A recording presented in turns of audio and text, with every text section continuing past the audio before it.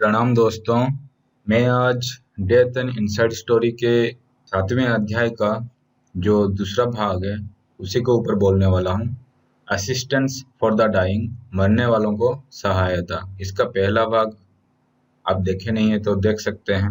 तो एक अशरीर जीवन सबसे असुरक्षित जीवन है, इसलिए जीवन की इस आयाम को पूरी जिम्मेदारी के साथ निभाना चाहिए। कोई ऐसे व्यक्ति को अंतिम क्षण में कोई सहायता दे तो ये काफी दूर तक काम आता है। अगर अगले जीवन की ज्यादातर साधना जीवन की उस क्षण में निपटाया जा सकता है। मृत्यु से शवदाह तक का संस्कार, ritual from death to disposal of body. मृत्यु के स्तर पर भाषा का जरूरत महत्वपूर्ण है, क्योंकि हम किसी की मृत्यु का घोषणा करते हैं पर मृत्यु का पहचान नहीं करते हैं, डायग्नोज नहीं करते हैं। पहचान से मतलब सत्य है, समझ है, जानना है। ये इसलिए महत्वपूर्ण है क्योंकि जीवन मरता नहीं, वह एक आयाम से दूसरे आयाम में जाता है, शरीर से अशरीर में जाता है, भौतिकता से अभौतिकता में जाता है। पर जब हम उसके मरने का घोषणा करते हैं, हम अपने अनुभव से बताते हैं कि तब वो हमारे अनुभव से परे जा चुका है, वो हमारे लिए नहीं है। पर उसका मतलब नहीं कि उस जीवन का अस्तित्व खत्म हो गया है। वो है, पर वो दूसरे आयाम में चला गया है, हमारे अनुभव में वो अभी है नहीं। क्योंकि हम शरीर को मैं हूं मानते हैं, इसलिए शरीर के निर्जीव होने पर उसको मृत मानते हैं। पर शरीर छोड़ के निकलने के बाद वह जीवन शरीर के चारों ओर घूमता रहता है, क्योंकि उसका कोई विचार बुद्धि नहीं होता। भारत में इसीलिए परंपरा से मरने वाले व्यक्ति के लिए काफी संस्कार बताए गए हैं, जिसको करने से उसके आत्मा को शांति मिलती है और उसके आगे का रास्ता चलना आसान हो जाता है। तो क्योंकि लोग शरीर को मैं मानते हैं और उस मोह में बंध जाते हैं और अपने आप को इस शरीर से निकालना नहीं जानते हैं, इसलिए उनका संस्कार किया जाता है ताकि उनके आत्मा का सद्गति हो। तो ये सारे जो भी संस्कार है वो सब क्या है? तो पहला है शरीर को सुलाने की प्रक्रिया, the laying out of the body. अगर सांसें चलना बंद भी हो गई हो तो शरीर को उत्तर दक्षिण दिशा में सर को उत्तर की तरफ करके जमीन पर सुला दें। क्योंकि कोई जिंदगी भर शरीर को मैं मानता है, इसलिए मृत्यु के पश्चात शरीर से निकलने के बाद वो अस्तित्व के तौर पर संदेही हो जाता है कि मैं इस आयाम का हूँ कि उस आयाम का हूँ। मानसिक स्तर पर नहीं, क्योंकि अशरीर के पास बुद्धि विचार नहीं होता और शरीर को ही अपना समझकर उसी के चारों ओर घूमता रहता है। तो जैसे वो जीवन शरीर से छूटने लगता है तो वो शरीर के अलावा और कुछ जानता नहीं है, तो फिर वो दूसरा आयाम में जाएगा कैसे? कोई अननोन या फिर अननोन जगह पे, जो जगह के बारे में आप जानते नहीं है, वहां पे जाके आप रहेंगे कैसे? इसलिए वो जिसको अपना घर समझता है उसी के चारों ओर घूमता रहता है, जैसे हम सब घूमते रहते हैं। ये अशरीर जीवन फिर से शरीर में घुसने को कोशिश करता है, जो प्राण धारण करने के लिए सही नहीं होता। शरीर तो सड़ गया है, तो वो सही नहीं है प्राण फिर से उसमें जाने के लिए। ऐसी परिस्थिति उस सब के चारों ओर के लोग और मरने वाले प्राणी दोनों को प्रभावित कर सकता है। उत्तर की तरफ सर करने से जीव शरीर से स्वतः बाहर की ओर खींचता चला जाता है। फिर दूसरा जो संस्कार है वो आता है पैर के दोनों अंगुलियों को बांधना, tying the big toes together. जो अंगूठी होता है उसको बांधना। मृत्यु के बाद इंसान के दोनों पैर के अंगूठों को बांध दे। ये इसलिए जरूरी है क्योंकि जब आपकी मृत्यु होती है तो शरीर के सारे कोशिकाओं में स्थित शक्ति रिसने लगती है, बहने लगती है धीरे धीरे। कोशिकाओं में जो शक्ति होती है, सांस थमने के बाद भी ये कोशिकाएं फिर से जीवित होने की कोशिश करते हैं और प्रकृति से शक्ति खींचने की कोशिश होती है। बाहरी शक्ति अंदर ना जाने के लिए अंगूठा बांध कर द्वार बंद कर दिया जाता है। तो जैसे कोई मरता है और उसके बहुत सारे कोशिकाओं में बहुत सारे शक्ति होती है, तो वो शक्ति फिर से और शक्ति को खींचने की कोशिश करती है, क्योंकि वो शरीर को और जिंदा करना चाहती है। तो इसीलिए उसको बांध दिया जाता है, अंगूठियों को बांध दिया जाता है, ताकि प्राण या फिर दूसरा शक्ति फिर से उसमें प्रवेश ना कर सके। इसीलिए प्रथम अंगूठा बांधने से शक्ति का रिसाव मूलाधार चक्र से नहीं होता है, क्योंकि वो बंद रहता है। प्राण की अच्छी गति के लिए मूलाधार चक्र से प्राण निकलना इतना अच्छा मृत्यु नहीं है। द्वितीयतः शरीर से निकला हुआ जीवन फिर से शरीर में मूलाधार से होकर प्रवेश नहीं कर पाती। तो इसका प्रथम कारण यह है कि आपका प्राण मूलाधार से निकले तो वो अच्छा नहीं है, इसीलिए मूलाधार को बंद कर दीजिए। फिर द्वितीय चीज ये होता है कि मूलाधार से फिर से शक्ति या प्राण घुसने लगता है, तो आप उसको बंद कर देते हैं, फिर शक्ति का आना जाना नहीं होता है वहां से। फिर दूसरे चक्र से हो सकता है, पर मूलाधार चक्र के अलावा दूसरे चक्र से शक्ति घुसता नहीं है, वो बाहर रिस सकता है दूसरे चक्र से, पर घुसेगा नहीं। अगर जीवन शरीर में फिर से प्रवेश करे, ये लोगों को और उस जीवन के लिए एक डरावनी अनुभव हो सकती है और अशांत परिस्थिति को जन्म दे सकता है।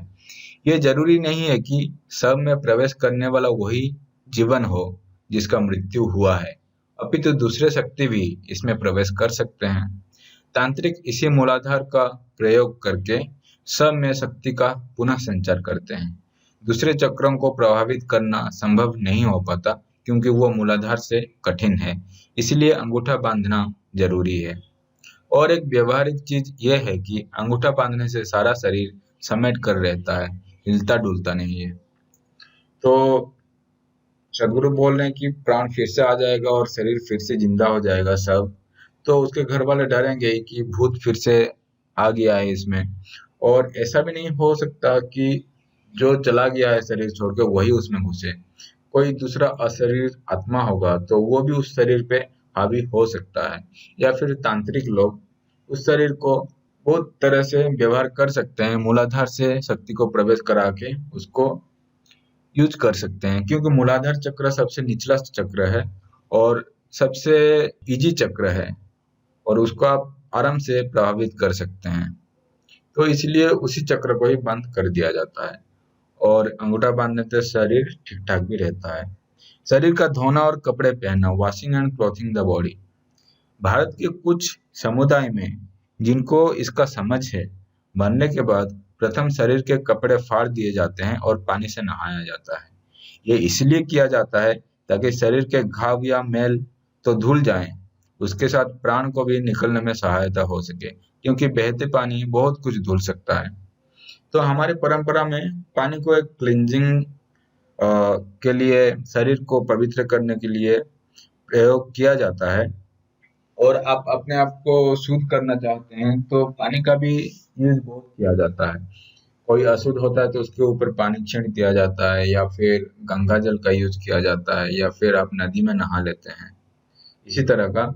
तो उसको आप धुल लेंगे शरीर को, सबको, तो जो भी प्राण निकल रहा है वो आराम से वो वाला शक्ति धुल सकता है और निकल सकता है।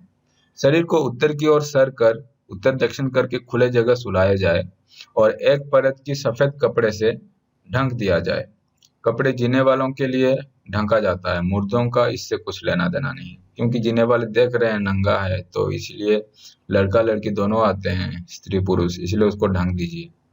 सफेद कपड़े इसलिए प्रयोग किया जाता है क्योंकि ये सब का आलोक और तेज की शक्ति को नहीं चूसता, और ये शक्ति शरीर के कोशिकाओं को कुछ देर और हिफाजत करता है और सड़ने नहीं देता। पर आजकल पाश्चात्य लोग इसे नहीं मानते हैं। तो इसमें सदगुरु जी बोल रहे हैं कि शरीर को व्हाइट कपड़े में आप इसलिए ढकेंगे, सफेद कपड़े में, क्योंकि सफेद जो कोई भी चीज होता है वो तापमान या टेम्परेचर हो गया या फिर कोई भी शक्ति को लेता नहीं है, अपने अंदर खींचता नहीं है, वो बाहर फेंक देता है, इसीलिए वो सफेद कलर है, जो कि आप विज्ञान पढ़े होंगे तो आपको पता ही होगा ये। और जो काला कलर है वो सब कुछ चूस लेता है, सब कुछ अपने अंदर कर लेता है, इसलिए वो काला है। फिर आप उसके ऊपर आलोक भी पड़ता है तो वो आलोक को अपने अंदर समाहित कर लेता है, और आलोक जब वापस से हमारे आंखों में नहीं आ पाता है तो वो इसलिए अंधेरा दिखता है। इसी कारण सफेद कपड़े से ढका जाता है। और पाश्चात्य लोग आजकल कोई मरता है तो उसको पूरा डेकोरेट कर देते हैं और बहुत कुछ करते हैं जिसका कुछ मतलब नहीं है। सबके पास क्या नहीं करना चाहिए, what not to do around the body. बहुत समुदाय में मृत शरीर के लिए बहुत सारा संस्कार दिया जाता है, परंतु कुछ चीजें हर समुदाय को ना करने के लिए ध्यान रखना चाहिए। एक ऐसा चीज है मुर्दों के पास कभी नहीं सोना। ये इसलिए है क्योंकि सुषुप्त में आप जागृत से ज्यादा अपंग होते हैं दूसरे शक्तियों के प्रभाव में आने से, क्योंकि मृत्यु एक प्रक्रिया है और वो प्रक्रिया सब में चालू है। उसके पास आने से वो भी आपको सुषुप्त के समय प्रभावित कर सकता है। और सबके पास आप सोएंगे तो वहां से जो शक्ति निकल रहा है, और आप अभी सुषुप्त में हैं, आप जागृत में नहीं है, आपका अपने ऊपर कोई कंट्रोल नहीं है, तो वो शक्ति आपके ऊपर हावी हो सकता है। इसलिए आप मृत शरीर के पास नहीं सोएं या फिर किसी को सोने भी ना दें। मृत शरीर के पास खाना नहीं पकाना चाहिए और कुछ खाना नहीं चाहिए। ये इसलिए है क्योंकि खाद्य की मोह जीवन शक्ति को उसके ओर खींच सकता है, और आप खाद्य के साथ उस शक्ति को भी खा सकते हैं जो खराब प्रभाव लाता है। तो खाद्य की तरफ वो खींचते हुए आ जाएगा क्योंकि खाद्य का एक मोह है तो खाने के लिए, तो उस खाद्य के साथ आप अपने संबंधी को भी खा सकते हैं, इसलिए उसके पास ना खाएं। इसलिए परंपरागत मृत व्यक्ति के परिवार में 14 दिन तक खाना आदि पकाया नहीं जाता, बल्कि बाहर से जुगाड़ करके घर के बाहर ही खाया जाता है। खाना और संभोग करने में मनुष्य का शरीर शक्ति को अपने अंदर लेने में किसी न किसी तरह खुलता है, जिसमें दूसरे शक्ति घुस कर कर्म करने वाले को प्रभावित करते हैं। इसीलिए आध्यात्मिक प्रक्रिया में कम खाने के लिए कहा गया। लगातार पानी, खाना या कोई भी चीज को चबाते पचाते रहने से शरीर का अखंडता भंग हो जाता है। इसलिए योगी बहुत सावधानी से जरूरत पड़ने पर ही अपने को खोलता है। तो सदगुरु जी बोल रहे हैं कि खाना और संभोग करना ये दो चीज हैं, इसमें हम कोई भी चीज को अंदर ले सकते हैं। संभोग से आप देखेंगे कि संभोग के समय पुरुष होता है वो शक्ति को छोड़ता है, पर स्त्री जो होता है वो शक्ति को अंदर लेता है। और खाने के समय हम कोई भी खाद्य के हिसाब से शक्ति को अपने अंदर लेते हैं, और खाद्य के साथ कोई दूसरा शक्ति हो तो वो भी अपने साथ अंदर जा सकता है। इसलिए ज्यादा खाना नहीं चाहिए, और जो आध्यात्मिक प्रक्रिया में ध्यान देते हैं उनके लिए खाना बहुत कम कर दिया जाता है, ताकि शरीर ज्यादा ना खुले, और ज्यादा नहीं खुलेगा तो दूसरे शक्ति उसके अंदर आके उसको प्रभावित नहीं कर सकते। भारत में पहले हर जगह और हर समय खाने पीने की संस्कार नहीं था, और ना ही दूसरों को दिखाकर सामने खाने की कोई संस्कृति थी, क्योंकि जो आप खा रहे हैं उसको दूसरे प्रभावित कर सकते हैं। इसलिए खाना केवल संबंधियों के साथ और आपके हित चाहने वालों के साथ खाना चाहिए। तो आप ये ढंग सुने होंगे कि आप किसी के सामने खा रहे हैं और वो लोभ कर रहा है, तो लोग बोलते हैं कि आपका पेट दर्द कर सकता है। तो कोई अगर आपके खाने पे बुरी नजर डाले, लोभ से देखे और कुछ अलग शक्ति अपने आंखों से ही उसके ऊपर डाले, तो वो खाना विषाक्त हो जाएगा। इसीलिए आप खा रहे हैं सभी के साथ तो बांट के खाइए, या फिर ऐसे लोगों के साथ खाइए जो आपके अपने हों, जो आपके हित चाहते हैं। अतः हमें कम से कम खाने और संभोग को किसी करीबी के मृत्यु के समय नहीं करना चाहिए। तो मृत्यु के समय तो कम ये सब करना ही नहीं चाहिए, संभोग और खाना वगैरह। पर आजकल लोग करते हैं कि आजकल लोग कहीं पे भी खा लेते हैं, और आजकल क्योंकि लोग इसके बारे में नहीं जानते हैं कि कोई दृष्टि से भी खाना को प्रभावित कर सकता है, इसलिए लोगों को कुछ फर्क भी नहीं पड़ता है और कोई दृष्टि डालता भी नहीं है। मुर्दा शरीर को बिना आवश्यकता के बार बार आलिंगन या छूना नहीं चाहिए। ये आपके लिए या शरीर छोड़ने वालों के लिए, दोनों के लिए हानिकारक है, क्योंकि आपका आलिंगन उस जीवन को शरीर में फिर से बुलाता है और उसको शरीर छोड़ने में परेशानी होती है। तो आपके साथ उसका कुछ मोह लगा हुआ है और आप उसके शरीर को छूते हैं तो उसको और मोह होता है कि मुझे कोई बुला रहा है, तो आप उसको ना छुएं क्योंकि जीवन छूट रहा है, तो उसको प्राकृतिक रूप से छूटने के लिए छोड़ दें। मरने वाला के घर वालों को सबके पास घी, माखन या तिलहन की तेल से दिया जलाकर उसी के पास बैठना चाहिए। इस आग में पवित्र करने की क्षमता होती है, जो क्लेश नाशन क्रिया जैसा है। तो आप अग्नि से जैसे क्लेश नाशन क्रिया करते हैं, तो इसी तरह का है, जो कि आपको पवित्र करता है। और उसके पास आप दिया जलाएंगे तो उसका जो भी शक्ति होगा वो भी एक तरह से पवित्र हो जाएगा। वो दिया उस शक्ति को प्रभावित करेगा। अगर सामान्य मृत्यु हुआ हो, दिया पैर के पास जलाएं और असामान्य मृत्यु होने पर सर के पास। मरने वाले को सम्मान देना, ये एक संस्कार है, paying respect to the dead.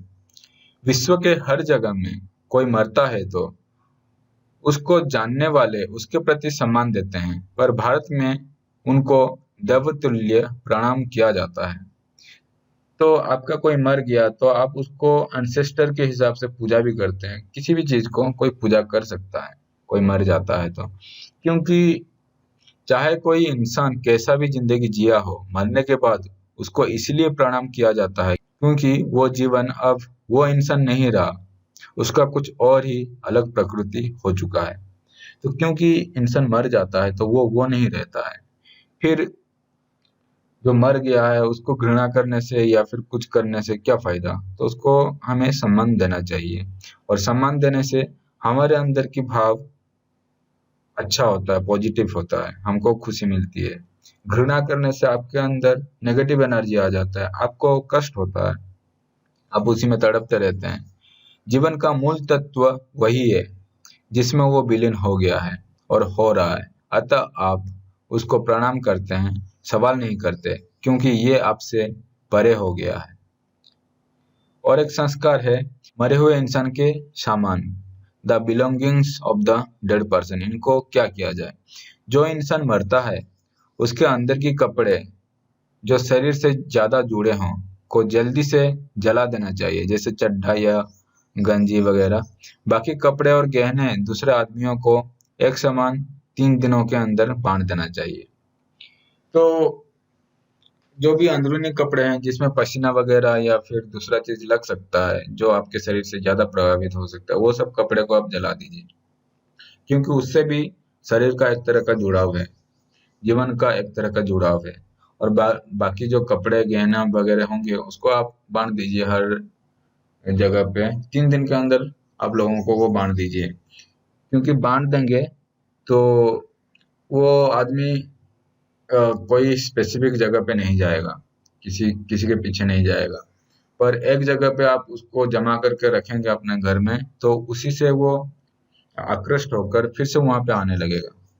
ये इसलिए किया जाता है क्योंकि उस व्यक्ति का शक्ति उस कपड़े में हो सकता है, और इसी कारण वो अशरीर जीवन इसके प्रति आकृष्ट होकर उसको परेशान कर सकता है। इसलिए इसे एक नहीं बहुत आदमी में दे दिया जाता है, ताकि वो शक्ति कोई एक व्यक्ति के पास एकत्रित ना हो और वो अशरीर को अपने ओर आकृष्ट ना करे।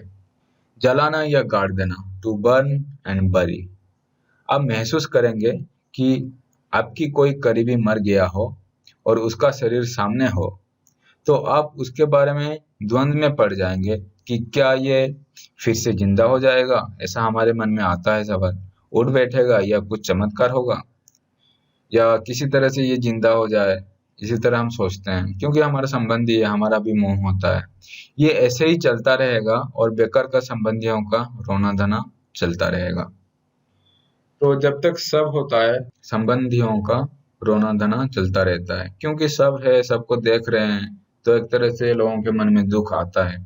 पर जैसे ही शरीर को जला दिया जाता है, द्वंद के लिए शरीर मात्र नहीं रहता है और सब शांत हो जाते हैं और रोना धोना रुक जाता है।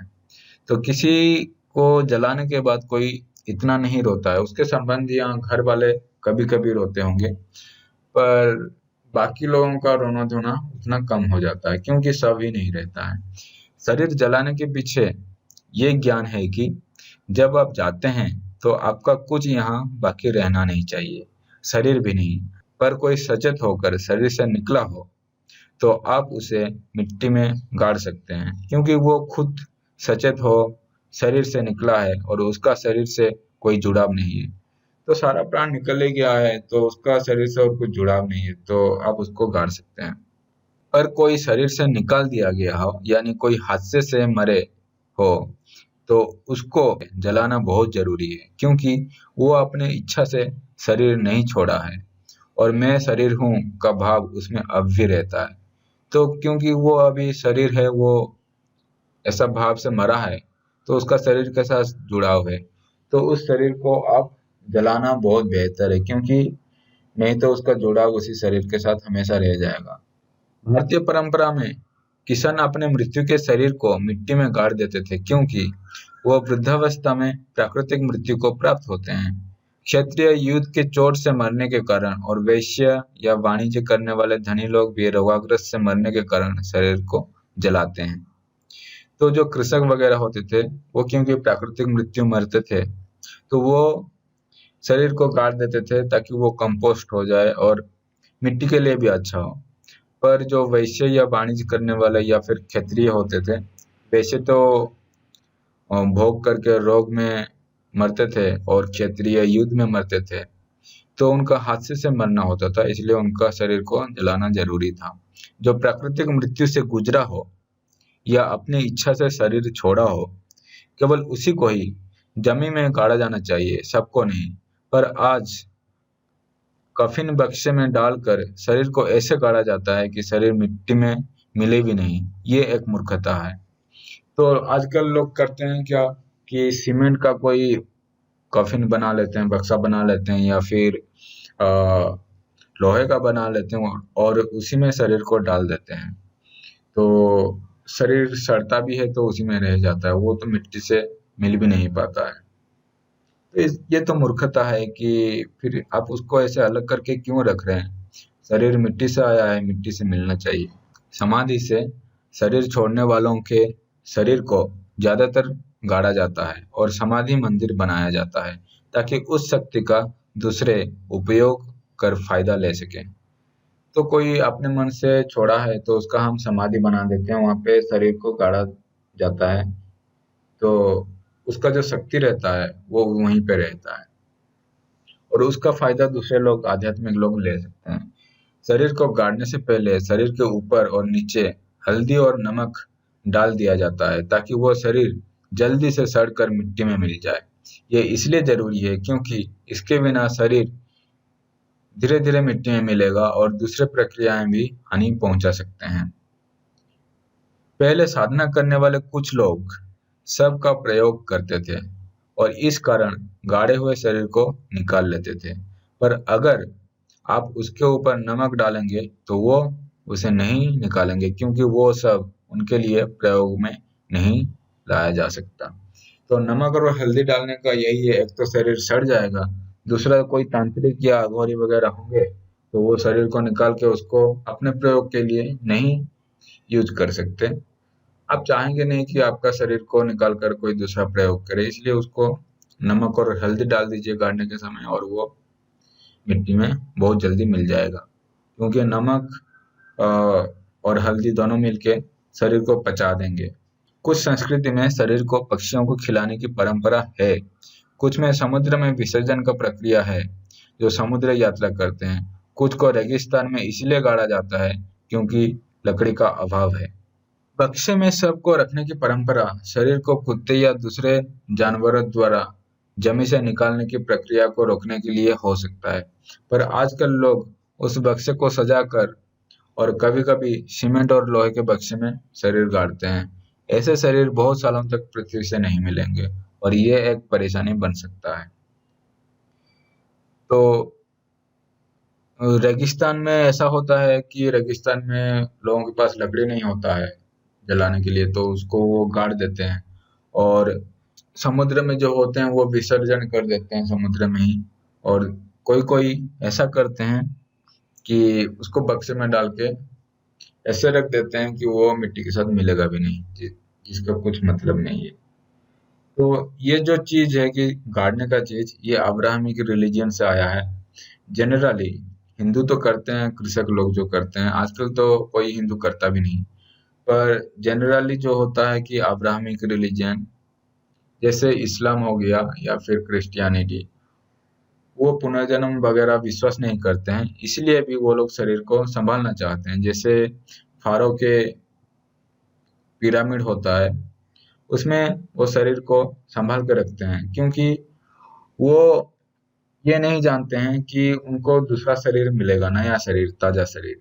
इसलिए वो पुराने शरीर को ही प्रिजर्व करके रखते हैं, संभाल के रखते हैं। जमीन में गाड़ने से अच्छा शरीर को जलाने की प्रक्रिया अच्छा है। अगर आप जलाने वाली शमशान को जाएं और वहां 5 लाश अभी जलाया गया हो, तो वहां आपको बहुत जीवन शक्ति का महसूस होगा, जो एक डर पैदा कर सकता है, जो मृत्यु का डर है, नश्वरता का डर है। ये ऐसा है जैसे वहां कोई बलि दिया गया हो और उससे रिसने वाली शक्ति का उपयोग करना। योगी और तांत्रिक ऐसे शक्ति को अपने कल्याण के लिए उपयोग करना जानते हैं और उपयोग करते हैं। अतः शमशान आपको जीवन शक्ति का अनुभव करा सकता है, पर कब्रिस्तान में ऐसा नहीं होता, क्योंकि कब्रिस्तान में शरीर को बक्से में डाल गाड़ दिया जाता है और उससे शक्ति का रिसाव धीरे धीरे होता है। तो ये एक सड़ने की अनुभव देता है। शक्ति का रिसना इसलिए धीरे होता है क्योंकि शरीर का क्षय भी धीरे धीरे होता है, जलाने जैसा एक साथ नहीं। तो जलाने और कब्रिस्तान में, शमशान और कब्रिस्तान में ये डिफरेंस है, अलगाव है, कि कब्रिस्तान में आप शरीर को गाड़ देते हैं और वो धीरे धीरे सड़ता है, और जो शक्ति होता है शरीर का वो भी धीरे धीरे निकलता है। पर जैसे आप कोई शरीर को आधे घंटे में या 1 घंटे में जला दिए, तो वो शरीर का जितना पूरा शक्ति होगा वो एक साथ एक साथ निकलेगा। तो ऊर्जा का एक अलग ही इंटेंसिटी होगा, और इसी ऊर्जा को इसीलिए शमशान में लोग अपने लिए प्रयोग करते हैं, अपने आध्यात्म के लिए प्रयोग करते हैं, या फिर दूसरी चीजों के लिए भी प्रयोग करते हैं। पर कब्रिस्तान में वो जो शक्ति है शरीर का, वो शरीर के सड़ने के साथ धीरे धीरे धीरे धीरे रिसने लगेगा। इसीलिए उसमें एक अलग तरह का भाव आता है। इसके अलावा ये रिश्ता हुआ शक्ति दूसरे शरीर के रिसने वाले शक्ति के साथ मिलकर तिलमिला जाता है, क्योंकि वहां पे कब्रिस्तान में बहुत सारा गाड़ा गया है सबको। तो एक शक्ति रिस रहा है, दूसरा शक्ति रिस रहा है, तो एक दूसरे में मिल जा रहे हैं। पर जलाने के समय एक शरीर को जला दिया 1 घंटे में, वो निकल गया, फिर दूसरे शरीर को जला रहे हैं, वो निकल गया, तो कोई मिलता नहीं है, क्योंकि एक साथ कोई जलता नहीं है। तो इसीलिए कब्रिस्तान में थोड़ा आपको अलग तरह का अनुभव होगा। परिणाम स्वरूप वो बासी शक्ति का अनुभव कराता है। कब्रिस्तान में जाने से आप नश्वर होने का डर अनुभव नहीं कर सकते, पर एक तरह का दुख और पीड़ा का अनुभव कर सकते हैं। आपको कोई मारा भी ना हो तो भी, आपके कोई संबंधियों को कोई मारा भी ना हो तब भी आप ऐसा दुख महसूस कर सकते हैं।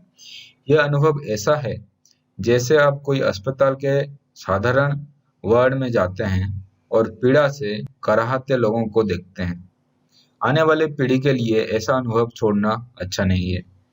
तो आप ऐसा कोई अनुभव क्यों छोड़ेंगे जो दूसरों को पीड़ा दे? इसलिए कब्रिस्तान से अच्छा शमशान है, जहाँ पे सबों को जलाया जाता है और शरीर का शक्ति को एक साथ कुछ ही समय में उसको निकाल दिया जाता है। सबको घर लाना, ब्रिंगिंग होम द बॉडी। कोई घर से दूर मरने पर ज्यादातर लोग ये चाहते हैं कि सबको घर में लाकर संस्कार किया जाए। ये इसलिए है क्योंकि पहले लोग एक ही स्थान का खाना खाते थे और दूसरे जगह का नहीं। उनका उस जगह से जुड़ाव था और वो वहां से बना यह शरीर उसी जमीन में मिलाना चाहते हैं। पर आज के युग में खाना पूरे विश्व से आ रहा है, इसीलिए ये शरीर कोई स्थान विशेष से जुड़ा नहीं है और अस्तित्व के हिसाब से ये इतना मायने नहीं रखता। पर व्यवहारिक रूप में सबको घर पे संस्कार करने से उसके संबंधी भी अंतिम समय में उसके संस्कार में शामिल हो सकते हैं, क्योंकि उनके लिए दूर जाना कठिन हो जाता है। तो सबको घर लाने की एक संस्कृति है कि कोई बाहर मर जाए तो उसको घर में लाके उसका संस्कार किया जाना चाहिए। ये पहले इसलिए था क्योंकि लोग एक जगह पे रहते हैं, वहाँ से कृषि करते हैं, वहाँ की मिट्टी से खाना उगाते हैं और वही खाते हैं। तो वो मानते हैं कि मैं इस मिट्टी से बना हुआ हूँ, तो मेरा शरीर इसी मिट्टी में जाना चाहिए। पर आज के युग में हम तो कहीं से भी खाना खा रहे हैं और सप्लाई चेन इतना बढ़ गया है कि बाहर विश्व से हर जगह से खाना इधर उधर हो रहा है। तो कोई स्थान विशेष का इसमें कुछ मायना नहीं है। पर व्यवहारिक रूप में आप शरीर को घर लाते हैं सबको, तो उस सब के संस्कार में उसके घर वाले शामिल हो सकते हैं, और अगर वो बाहर होगा तो उसमें शामिल नहीं हो सकते, क्योंकि सब संबंधी बाहर जाना और उसमें सम्मिलित होना ये कठिन हो जाता है। घर की सफाई, क्लींजिंग द हाउस। साधारणतः जब कोई मरता है तो मरने वाले स्थान को साफ सफाई करना चाहिए। इसलिए नहीं कि वहाँ कचरा है, पर इसलिए कि वहाँ पर जमा हुई शक्ति भी धो लिया जाए। तो शरीर जहाँ रहता है, शरीर से शक्ति रिश्ता रहता है। तो शरीर आप जहाँ जहाँ रखेंगे, वहाँ वहाँ वो शक्ति का थोड़ा थोड़ा छाप रह जाएगा। तो आप उसको साफ कर देंगे तो वो शक्ति का छाप भी उसी के साथ धुल जाएगा। आप मरने के स्थानों को पुण्य पूजा, सदगुरु द्वारा बताया गया पवित्र होने की उपाय, या कर्पूर की आग जलाकर पवित्र कर सकते हैं। तो आप पुण्य पूजा या कर्पूर की आग जलाकर उसको भी पवित्र कर सकते हैं। शरीर के लिए किए जाने वाला क्लेश नाशन क्रिया पूरे घर के लिए किया जा सकता है, और मंत्र और भजन से भी जगह पवित्र होता है। शव की जलने के बाद घर में घुसने से पहले लोगों को नहा धोकर और पुराने कपड़े बदल कर ही घर घुसना चाहिए, क्योंकि हमारे शरीर और कपड़े पे उस मृत्यु व्यक्ति की शक्ति का छाप हो सकता है। साधारणतः जलने के समय पहना गया कपड़ों को जला दिया जाता है और उसको दोबारा पहना नहीं जाता।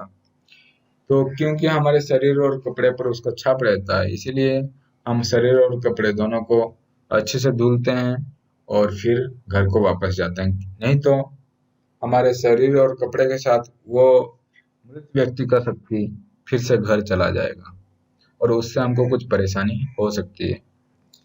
शव दाह के बाद सर मुंडवाना, tonsuring the head after cremation. भारतीय परंपरा में पुरुष शव दाह के बाद अपना सर मुंडवाते हैं। स्त्री तो जाते नहीं शमशान को, तो भारतीय पुरुष जो होते हैं वो अपना सर मुंडवाते हैं। यह परंपरा तब आया जब पुरुष भी बहुत ज्यादा बाल रखते थे, और ये लंबी बालों में शव दाह से निर्गत होती शक्ति संस्पर्श में आती है, और इसी कारण इनको कटवाना जरूरी है। तो आपके बाल में अगर संस्पर्श में आएंगे और उसमें जुड़े रहेंगे, तो फिर आपको उसको निकालने के लिए उसको बाल को कटवाना जरूरी है, क्योंकि बाल को आप धो भी लेंगे तो भी बाल में कुछ कुछ शक्ति हो सकती है, क्योंकि बालों में विद्युत की चार्ज जम जाती है, और सर्दी में साथ आने पर दो बाल जिसमें चार्ज हो वो अगर साथ में आएंगे तो स्पार्क होती है।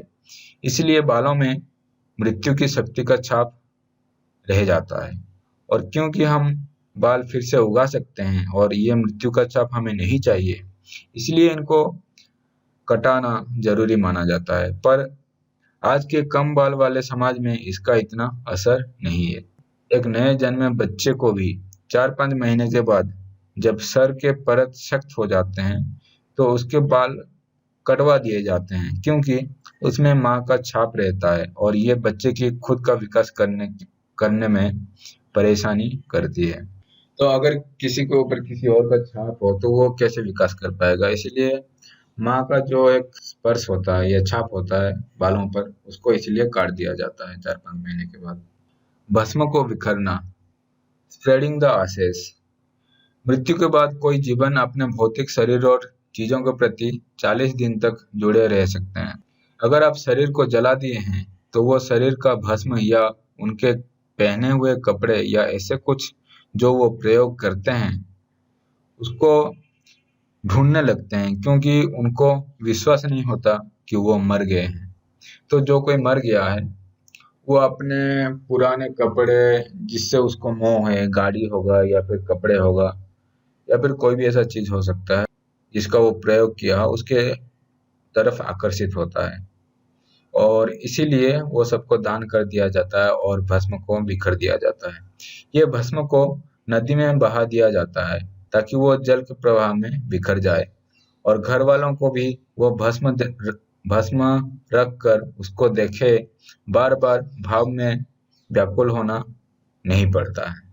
भस्म को बहाने का और एक कारण यह है कि आपके भस्म को कोई तांत्रिक गलत प्रयोग कर सकता है। अघोरी पंथ के लोग शरीर के भस्म या शव को ही चुरा कर उसी के ऊपर तांत्रिक प्रयोग करते हैं। वो हमेशा ऐसा शरीर खोजते हैं जो जवानी या कम उम्र में मारा हो, जिसमें ज्यादा शक्ति हो। तो अघोरी क्या करते हैं या फिर तांत्रिक होते हैं, वो बैठे रहेंगे, आप शमशान में जला रहे हैं शरीर को तो वो बैठे रहेंगे। फिर ऐसा लगेगा आपको कि वो आपके मृत्यु में दुख में शामिल होने के लिए आए हैं, पर वो वेट करते रहते हैं कि शरीर जल जाने के बाद जब सब कोई चला जाएगा तो वो भस्म लेके उसी को वो कुछ प्रयोग करे और जो ज्यादा यौवन से मारा गया हो, जिसके अंदर ज्यादा शक्ति हो, तो उसी के ऊपर वो ज्यादा अपना ध्यान देते हैं। या तो शरीर से निर्गत होने वाली व्यान वायु की शक्ति को प्रयोग कर वह शरीर को चलायमान कर देते हैं और उस पे सवारी करते हैं, या खुद के शक्ति उसमें डालकर उससे काम लेते हैं। और दूसरे तांत्रिक जो आपको हानि पहुंचाना चाहता है वो भी भस्म का तलाश करते हैं। यही काला जादू है। आजकल ऐसे कर पाने वाला बहुत कम शख्स हैं। तो कुछ कुछ तांत्रिक आपके भस्म को चुरा कर आपके ऊपर कुछ ऐसा प्रयोग कर देंगे कि उसी के कारण आपका जो मरने के बाद का जो स्थिति होगा वो बहुत भयावह हो जाएगा। आप तड़पने लगेंगे, आपका शक्ति में एक तरह का बदलाव आ जाएगा। तो इसीलिए आप भस्म को बिखर दीजिए ताकि ना भस्म होगा, ना कोई तांत्रिक उस पर कुछ प्रयोग करेगा। आप पहाड़ के ऊपर जाकर भी उसको तेज हवा की झोंकों में डाल उड़ाकर उसको बिखरा सकते हैं, वो हवा में घुल मिल जाएगा। क्या अपना अंग दान करना सही है? Is it all right to donate organs? अगर आप सोचते हैं कि जीवन भर आप कुछ अच्छा नहीं किए पर मरने के बाद अंग दान देकर कुछ अच्छा कर रहे हैं, तो वो अंग दान कर सकता है। तो आप चाहते हैं तो आप कर सकते हैं। अगर कोई सचेत हो, शरीर छोड़ा हो, तो उसका अंग लेना नहीं चाहिए। पर कोई साधारण तरीके से मरा हो तो उसका अंग आप दान कर सकते हैं। पर इसमें एक दुविधा है कि कौन बताएगा कि कोई सचेत होकर मर रहा है या फिर कोई साधारण तरीके से मर रहा है। तो बताने के लिए ये तो कोई जान नहीं पाएगा कि मरने वाला कितना सचेत है, क्योंकि लोग ही बेहोश हैं, तो वो कैसे जानेंगे कि ये सचेत होकर मरा है या साधारण तरीके से मरा है। मुख्यतः अगर कोई अंग दान देता है तो उसमें कुछ हानि होती है, पर अगर किसी और को इससे भला हो तो अंग दान देने में कोई बुरी बात भी नहीं है। आध्यात्मिक पद पर जो है उनके लिए किडनी और ऐसे कुछ अंग को छोड़कर आप अगर कुछ दान देना चाहते हैं तो आप दे सकते हैं। पर आपके शरीर पर खुदाई और कटाई करना अगर कोई आध्यात्मिक आध्यात्मिक व्यक्ति के लिए महत्व रखता है तो वो अलग बात है, क्योंकि आध्यात्म से जुड़ा जीवन शरीर और प्राण के महत्व जानता है। तो कोई आध्यात्मिक पद पर चल रहा है और वो किसी तरह मर गया है, शरीर को छोड़ा या फिर सल्ले खाना से मरा, कुछ ना खाकर मरा, तो जैसे वो मरता है तो उसको पता है कि प्राण धीरे धीरे 14 दिन तक रिश्ते हैं। तो आपके शरीर के साथ कोई छेड़छाड़ करे तो आपके प्राण के साथ भी एक तरह का छेड़छाड़ होगा। इसीलिए आध्यात्मिक पथ पर जो अग्रसर हैं उनके शरीर के साथ कुछ नहीं करना चाहिए, या फिर उनके इच्छा के अनुसार उसके ऊपर अगर आप कुछ करना चाहते हैं तो कर सकते हैं। अगर कोई हादसे से मारा हो और उसको कुछ अंग सही हो तो उसको दान दिया जा सकता है, क्योंकि ये एक भावनात्मक असुविधा है, आध्यात्मिक नहीं। तो वो आदमी तो उसको अध्यात्म से कुछ फर्क नहीं पड़ता, उसको भावना से फर्क पड़ता है। तो भावना तो अपना है, वो कुछ भी हो सकता है, आप उसको संभाल सकते हैं। तो इसीलिए कोई हादसा से मरा है और उसका अंग दूसरा अंग वगैरह जिंदा हो और सतेज हो तो उसको हम यूज कर सकते हैं। कुछ लोग अनुसंधान रिसर्च के लिए अपने शरीर को दान दे देते हैं, पर अगर ये शरीर मृत्यु के 14 दिन के अंदर काटा जा रहा है तो उसमें असुविधा उस जीवन के लिए हो सकता है, क्योंकि 14 दिन तक पंच प्राण छूटते रहते हैं। ऐसे स्थिति में सदगुरु कुछ कर सकते हैं कि प्राण एक साथ समूचे निकल जाए और जीवन को कोई हानि ना पहुंचे। पर साधारणतः अनुसंधान के लिए यह शरीर 14 दिन के बाद ही काटा और खोला जाता है, तो इसमें कोई ज्यादा प्रॉब्लम नहीं है, असुविधा नहीं है। कुछ लोग कहेंगे कि अगर कर्म हमारे सारे शरीर के अंग पर छाया हुआ है तो क्या अंग दान देने से वो कर्म का कुछ भाग भी दान में जाएगा? तो आप जरूर कुछ कर्म पाएंगे, पर इसका लाभ कर्म पाने की भार से ज्यादा है। तो आप कर्म तो पाएंगे, अगर मुझे कोई आंख दे रहा है तो आंख के साथ मुझे उस व्यक्ति का कुछ कर्म आएगा मेरे पास, पर मैं देख सकता हूँ। और वो जो लाभ है, वो जो कर्म का जो भार आया है उससे काफी गुना ज्यादा है। तो इसीलिए ये कोई परेशानी की बात नहीं। रक्त के दान में भी लोग संभले हुए हैं, तो अंग दान से ज्यादा दुविधा नहीं होना चाहिए। विज्ञान और तकनीकी अभी नए कृत्रिम अंग लेबोरेटरी में बनाता है। किसी दूसरे के व्यवहार किया हुआ अंग लेने से बेहतर यह नए अंग लेने में है, क्योंकि वो भी आधा खराब हुआ रहता है। तो मुझे कोई आंख देता है तो ये है नहीं कि उसका आंख खराब नहीं हुआ होगा, उसका आंख भी खराब हो सकता है और उसका किडनी भी खराब थोड़ा बहुत हो सकता है, क्योंकि वो 25 साल भी जिया है तो 25 साल तो वो किडनी काम किया है।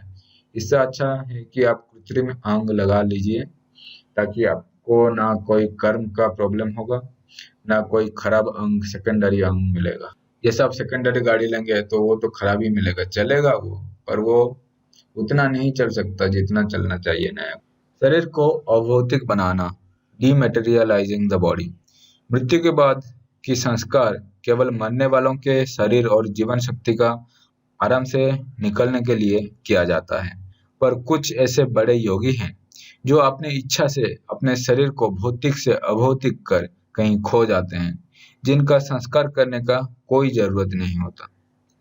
प्रकृति का सारा चीज शून्य से सृष्टि हुआ है और ये योगी उस सृष्टि को शून्य में विलीन करने की कला जानते हैं।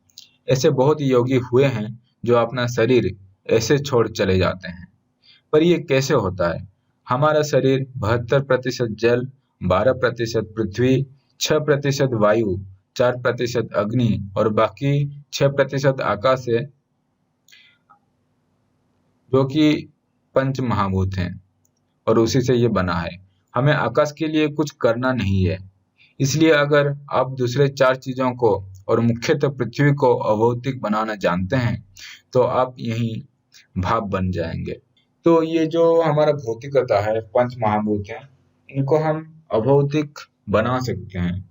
और योगी जो होते हैं उनको आता है कि पृथ्वी को वो कैसे विलीन करें और फिर जल को कैसे विलीन करें, वायु को कैसे विलीन करें और अग्नि को कैसे विलीन करें उस शून्य में।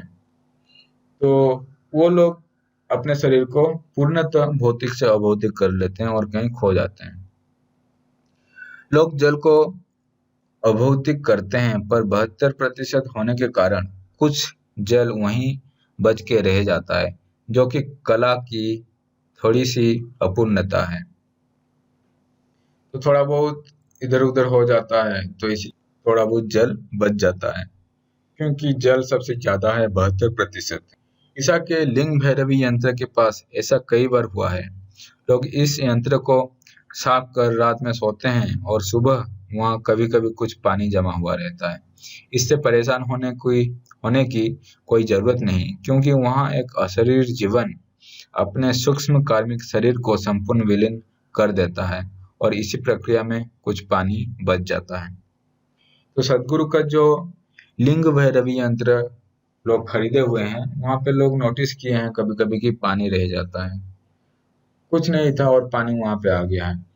तो वहां पे अशरीर आत्मा आते हैं और अपने को जैसे डिसमेंटल करते हैं, अभौतिक बनाते हैं अपने कार्मिक शरीर को, तो वो पानी थोड़ा थोड़ा बच जाता है और वही पानी वहीं पे रहता है।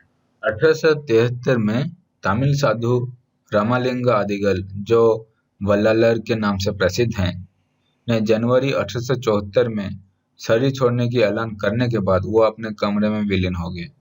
तो वो बोले कि एक दिए लिए और लोगों को बोले कि ये दिए से आप जला के चारों ओर बैठ जाओ, और वो एक रूम में चले गए, कमरे में, और बोले कि ये कमरा कभी खोलना मत। पर उस समय ब्रिटिश सरकार थी, तो वो मार्च के महीने में आके जबरदस्ती वो कमरे को खोलने लग गया। और वो जनवरी में बैठे थे, तो जनवरी, फरवरी, मार्च 3 महीना बीत गया था, या 2 महीना तो बीत ही गया था, और तब तक बलालर अपने शरीर को अभौतिक बना के वहां से निकल चुके थे और उस कमरे में कोई था नहीं। 1952 तिब्बत में सोनम नामग्याल नाम का एक पत्थर पर मंत्र आदि लिखने वाला योगी थे, जो रोगाग्रस्त हुए पर मरने की करीबी से बहुत खुश हुए। तो वो क्या करते थे कि पत्थर पर कोई भी मंत्र वगैरह लिखते थे, और कोई वो योगाभ्यास वगैरह कोई स्कूल वगैरह में नहीं गए थे। उन्होंने घर वालों को 1 हफ्ते तक सबको बिना जलाए एक कमरे में रखने के लिए कहा, और 1 हफ्ते तक वो शरीर छोटा होते होते अंत में केवल नाखून और बाल बचे। वो अपने जवानी में हिमालय आए होंगे, क्योंकि ऐसा शरीर छोड़ना केवल भारतीय योगी करते हैं।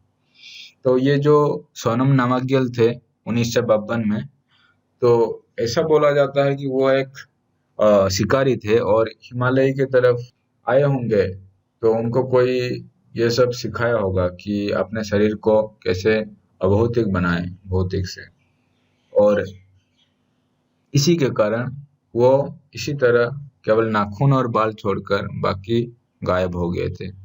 तांत्रिक पद्धति से भी शरीर को अभौतिक बनाया जा सकता है, और ये ज्यादातर उत्तर अमेरिका के आदिवासी किया करते थे।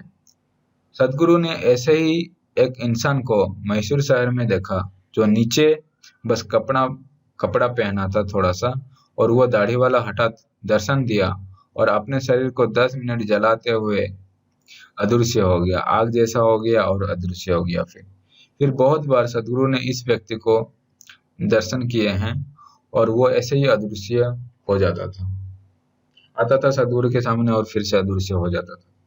एक बार सदगुरु जब अपने दोस्त के दुकान को गए थे, वहां एक नीचे छोटा कपड़ा पहने हुए इंसान आया और भिक्षा मांगने लगा। सदगुरु जी ने उनको देखकर ही पता लगाया कि वो कोई सामान्य आदमी नहीं है, और अपने पर्स से सारा पैसा दिए।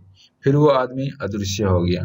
बिज्जी माँ, जो ये देख रहे थे, डर कर काफी दिन तक सो नहीं पाई थी।